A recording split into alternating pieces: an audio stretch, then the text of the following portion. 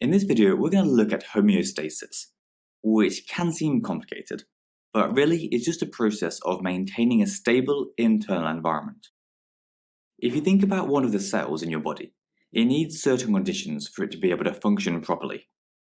For example, it can't be too hot or too cold, it can't be too acidic or too alkaline, and it's going to need a good supply of things like glucose and water. To achieve all of this, our body regulates everything and makes sure that everything's kept around the right levels. That said, we don't keep everything exactly constant. For example, our temperature and glucose levels do fluctuate, but only within small bounds. As for a definition, we can say that homeostasis is the regulation of conditions inside the body to maintain a stable internal environment, in response to changes in both internal and external conditions. Now, this last bit about being in response to changes in both internal and external conditions just means that we can maintain our internal environment even if changes are taking place outside of our cells. For example, if we walk out in the snow, or we run in the Sahara Desert, we can still keep our cells at 37 degrees by regulating our body. To do this, our body uses automatic control systems that can basically recognize when there's a change from optimal conditions, and then send a signal to reverse that change, so that the levels go back to normal.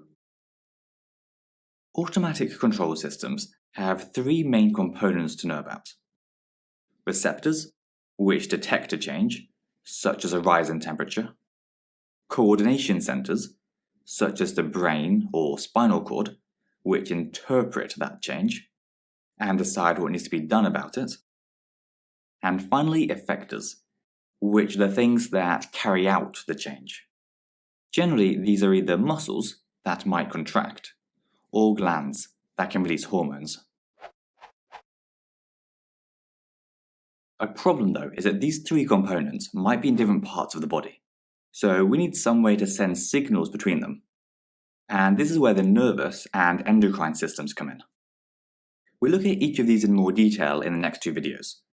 But basically, the nervous system sends very fast and precise electrical impulses through nerves, which allows us to respond to things very quickly, such as when we touch a sharp object. The endocrine system, meanwhile, relies on hormones. These are small chemicals released into the bloodstream, and although they travel throughout the entire body, they only affect certain cells that have the right receptors.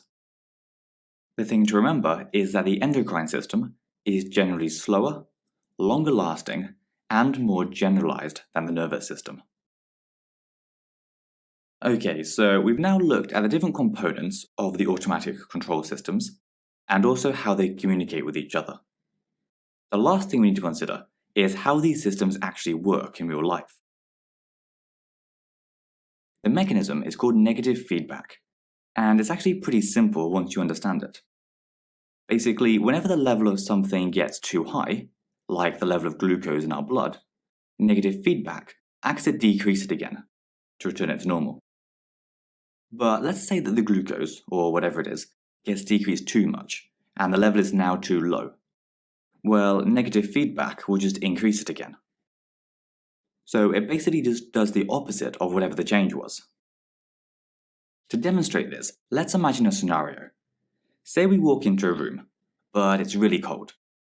The low temperature will be detected by receptors, such as in our skin, and the nervous system will then send impulses to coordination centers, like the brain and spinal cord. These interpret the information, and then send another set of signals to the effectors, such as our muscles, that can carry out useful responses, like shivering.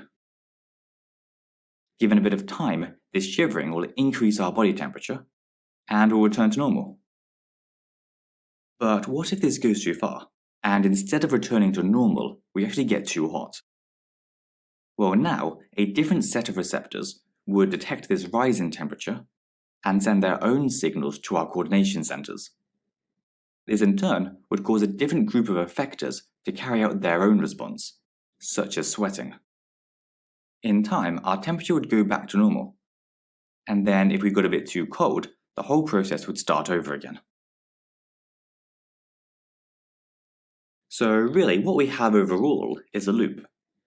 If the levels of something get too low, our automatic control systems bring them back up to normal through negative feedback. And if they then get too high, another control system will bring them back down. And that's homeostasis for you. Basically the overall process of maintaining a stable internal environment for us. That's it for this video, so I hope you enjoyed, and we'll see you next time.